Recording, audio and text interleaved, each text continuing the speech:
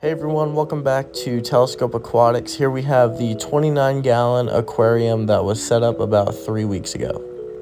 So all of this footage is from last week, and I'm doing this voiceover about a week later. I've been giving the plants a lot of root tabs and supplements just to keep them healthy, and I've been testing the water on a regular basis now that there are fish in the tank.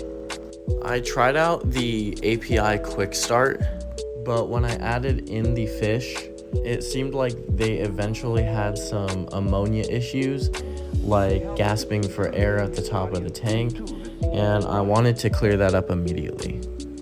So after digging deeper, and one thing that usually isn't mentioned on a lot of the Quick Start bottles throughout different brands, is that along with the good bacteria that the Quick Start adds, you also need an ammonia source. Out of curiosity, I also added a different new tank stabilization system, which I will add the name to as well. But like I mentioned, that ammonia source can be something as simple as just putting fish food into the tank. But the first fish that were added into this tank, as you can see, are 7 Zebra Danios. The goal is for these to be successful tank mates with angelfish. When the time comes that I add angelfish in the tank, I'm going to be sure to observe it, just so there's no aggressive issues out of any of the fish like fin nipping or something like that. I'm going to be letting these guys acclimate to the tank's temperature for about 20 minutes, and no new fish will be added to this tank for about a month. I'll for sure have updates on how these fish are health-wise in this tank, as well as their behavior, and how I'm going to add angelfish into this tank just so it works out for everything in the aquarium. And here's the process of adding these fish into the tank. So after I moved, I haven't found any aquarium stores yet, so I did have to buy these Zebra Danios out of a box store. So to avoid using old tank water, I used the pretty simple process of just pouring them into a net and then transferring the net into the tank. It's super easy and everybody does it.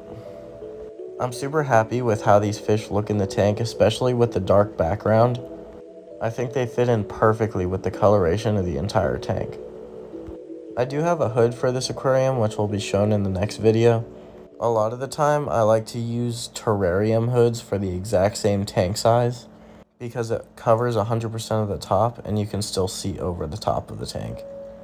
The rest of the video should just be shots of the tank after these fish are in. And sorry if I sounded super tired while talking through this video. It was voiced over at 2 in the morning.